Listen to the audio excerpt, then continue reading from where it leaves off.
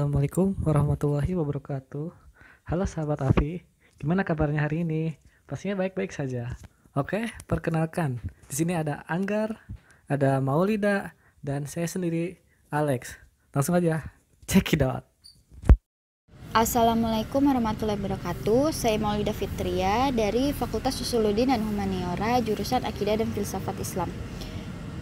Di sini saya ingin sedikit bercerita tentang filsuf Hegel, atau nama kepanjangnya Georg Wilhelm Friedrich Hegel, yaitu filsuf dari Jerman.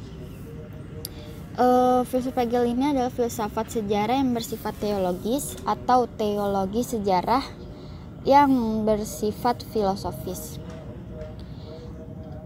Ia merupakan filosofis untuk memahami dan memaknai segala sesuatu yang telah terjadi di dunia ini.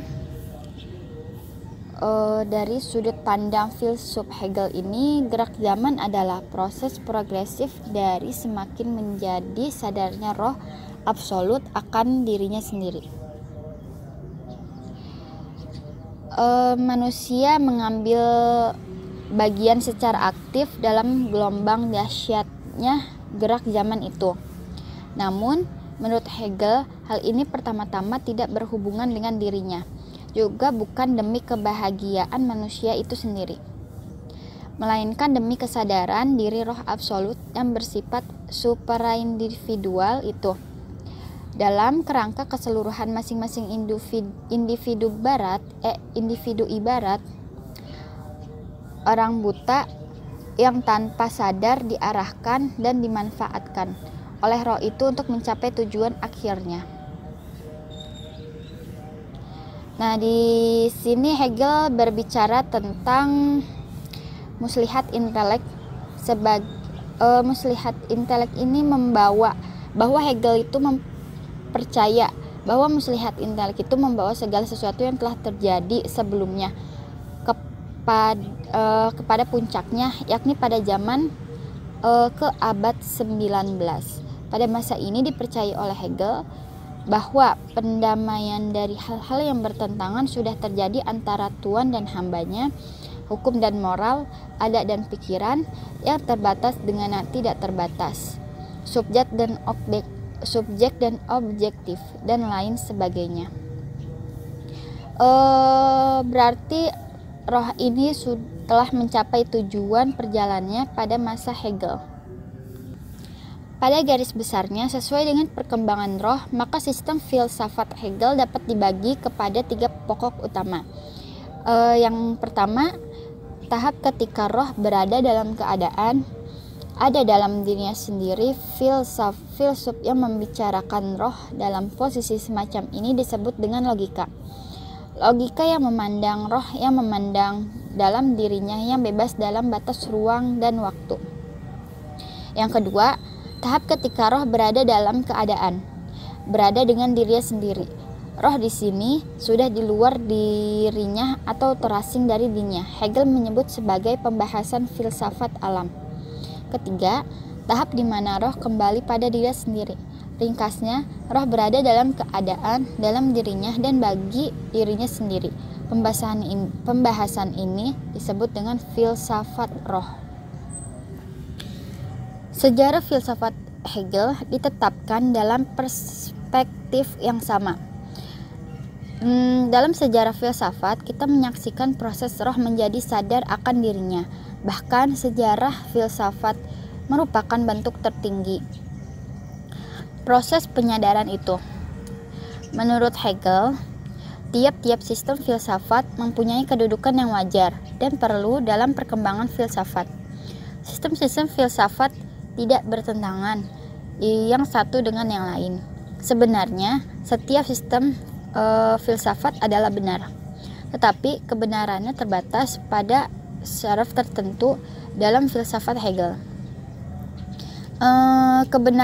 Kebenaran yang sebagian itu diselamatkan dan diberi tempatnya dalam sistem filsafat keseluruhan. Demikianlah filsafat Hegel merupakan sintesa terakhir dan definitif dari semua filsafat yang mendahulunya sepanjang sejarah manusia. Dan di sini saya juga akan membahas tentang filsuf Arthur Schopenhauer, atau bisa disebut dengan filsuf Schopenhauer. Filsuf dari Jerman, mempunyai hubungan erat dengan idealisme Jerman. Biarpun ia sendiri tidak mau digolongkan di dalamnya, ia menganggap dirinya sebagai murid Kant, tetapi ia mengemukakan juga kritik yang sudah terdapat pada para idealis, terutama dengan menolak adanya Das Ding an sich.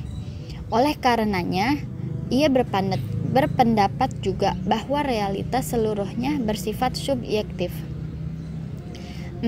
Tetapi ia tidak menyetujui bahwa idealisme menyertakan realitas seluruhnya dengan roh atau rasio. Schopenhauer berpendapat bahwa realitas menurut hakikatnya yang terdalam adalah kehendak. Dalam diri manusia, kehendak metafisis itu mencapai taraf kesadaran. Tetapi pada manusia menjadi nyata juga bahwa kehendak itu tidak pernah dapat dipuaskan. Bertentangan dengan Fichte, Schelling dan Hegel, Schopenhauer mempunyai pandangan dunia betul-betul pesimistis. Hidup sebagai manusia selalu berarti juga mengalami kesengsaraan. Namun demikian, ada dua jalan untuk mengatasi keadaan itu. Suatu jalan estetis dan suatu jalan etis. Jalan pertama adalah melalui jalan kesenian, khususnya musik. Tetapi kesenian membuat kita melupakan kesengsaraan itu hanya sebentar aja atau hanya sebentar saja. Lebih efektif adalah jalan kedua. Di sini secara radikal manusia memadamkan segala hawa nafsu dan melepaskan dirinya setiap macam keinginan. Dengan demikian, ia dapat mencapai nirwana, istilah yang dipinjam Schopenhauer dari agama Buddha. Schopenhauer adalah filsuf modern pertama yang sangat dipengaruhi oleh alam pikiran agama Timur. Schopenhauer ini mengajukan pemikiran bahwa dasar manusia adalah kehendak keberadaannya. Motivasi manusia yang berdasarkan kehendak itu tidak dapat sepenuhnya terpuaskan. Dia berpendapat bahwa kehendak ini adalah suatu yang harus dikelola atau bahkan ditahan oleh solusi untuk mengelola kehendak ini, yaitu dengan berkomplasi melalui seni, dan utamanya itu melalui seni musik. Kesimpulannya, bahwa hidup ini memang tidak perlu memilihkan kehendak atau nafsu karena akan membosankan. Tetapi manusia harus menjaga jarak secara sehat terhadap kehendak dan secara konstan sadar bahwa hampir semua kehendak tidak akan sepenuhnya terpuaskan. Terima kasih. Sampai sini saja dan bisa dilanjutkan dengan teman saya nanti. Di sini saya akan membahas tentang Auguste Comte atau bisa dikenal sebagai Comte, yang lahir di Perancis pada 19 Januari 1798 dan beliau meninggal pada 5 September 1857 dalam usianya yang ke-59 tahun. Comte ini adalah anak seorang bangsawan yang berasal dari keluarga berdarah Katolik. Dalam perjalanan hidupnya, Comte tidak menunjukkan loyalitas terhadap kebangsawanannya, juga pada agama yang dianutnya dan hal terhadap kebangsawanannya.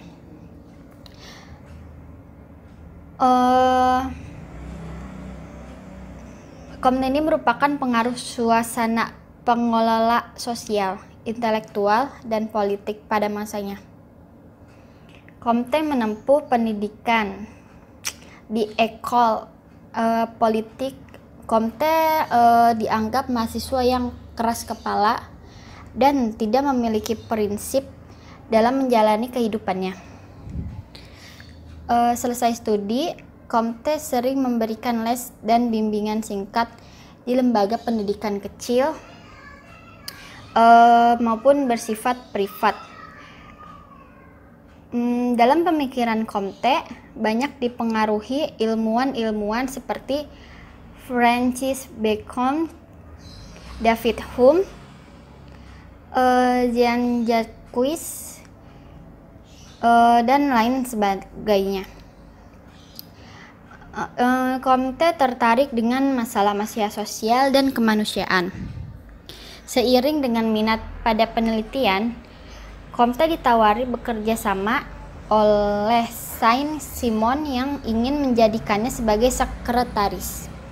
Namun dalam perjalanannya, ada perpecahan di antara kedua intelektual ini tentang karya intelektual. Sejak saat itulah, Comte mulai menjalani kehidupannya sebagai intelektual sendiri dan seorang profesional yang terpinggirkan di kalangan intelektual Prancis pada zamannya. Comte merasa tertekan sehingga psikologinya tuh terganggu dan mengalami gejala paranoid. Keadaan itu menjadikan Comte seorang pemberang dan terlibat dalam perkelahian.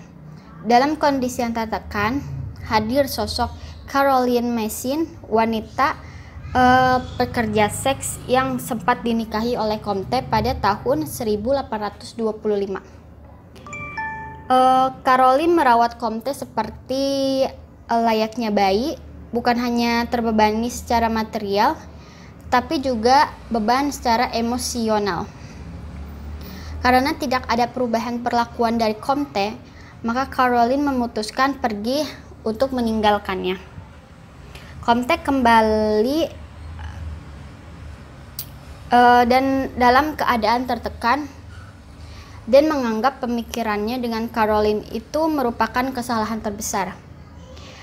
Ya, pada tahun 1830, Comte mulai stabil emosinya dan berhasil menulis buku filsafat positif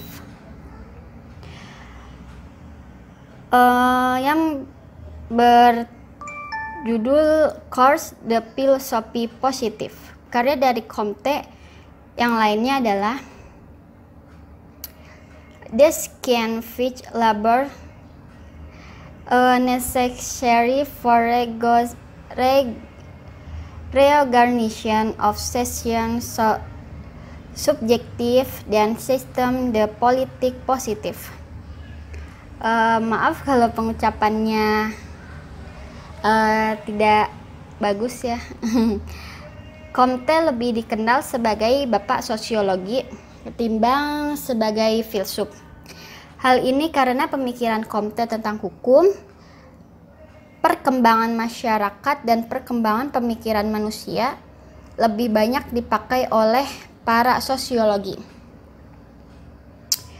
Menurut Comte, bahwa masyarakat yang termaju adalah negaranya, yaitu negara Perancis, yang perkembangannya dapat diterapkan dalam negara manapun. Comte menemukan 3 tingkat perkembangan masyarakat dan tingkat perkembangan pemikiran masyarakat yang disebutnya hukum fundamental pemikiran manusia. Comte menerangkan bahwa hukum fundamental pemikiran manusia ini dilewati secara berurutan melalui 3 tingkat, yaitu teologis, metafisika, dan positif. Menurut Comte, bahwa 3 tingkatan tersebut berlaku pula untuk perkembangan masyarakat. Sampai situ saja. Terima kasih.